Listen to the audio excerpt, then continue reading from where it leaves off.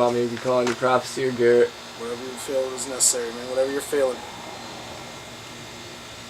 What do you think? Fans know your name is Garrett? You know, dude, over the last year, I've definitely acquired a lot of people who just know me for the music, you know what I mean?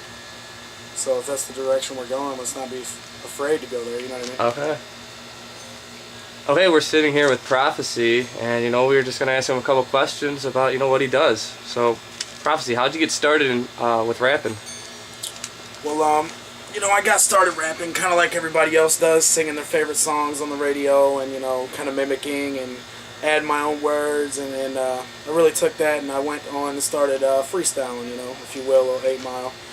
Eventually that turned into battle rapping in the cafeteria, and that turned into, you're kind of skillful, let's do a song, I got a studio, and it just sort of all snowballed and went from there, and I kept going with the battles, kept going in the studio, and with the writing, I really fell in love with writing, and that's how it all kind of started.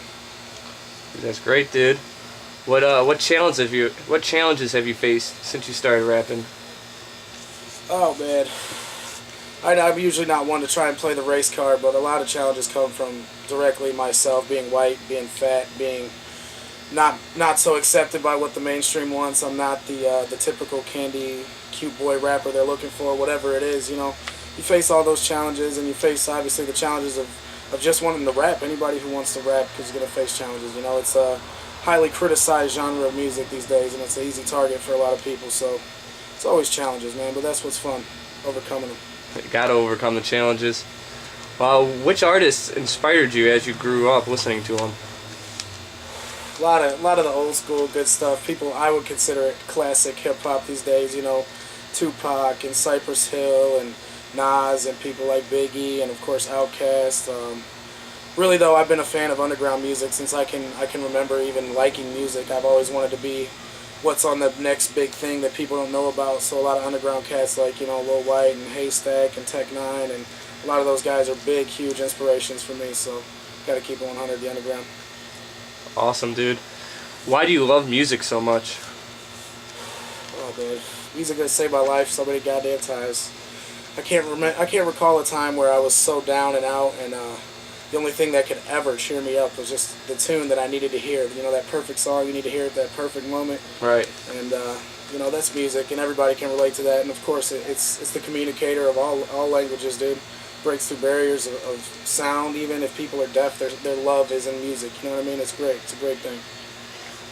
What was your most memorable show that you did? For good or bad?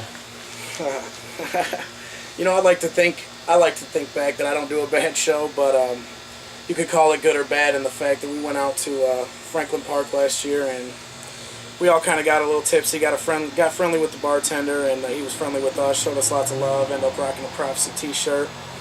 But a lot of alcohol can lead to a lot of bad decisions, so we got a little rowdy with some of the folks in there and ended up losing this competition we had showed up for because we got disqualified. But the show was so live, they ended up calling us back anyways. We need you on this show. That's awesome. Oh, one last question. How would you describe your music to someone that's never heard you before? I'd say, man, I'd say be careful. It could be dangerous in the wrong hands. You know what I mean? It's me, and it's raw emotion, and it's no filter, and it's all everything I usually don't say in my day-to-day, and that's what it is. And you kind of got to take it for what it is. Don't judge me too harshly, but don't take me too seriously. You know what I mean? Dude, that's awesome. Hey, well, thanks a lot, Prophecy. I appreciate it. Thank you, Joe Don. Okay, let's go through that at least one more time.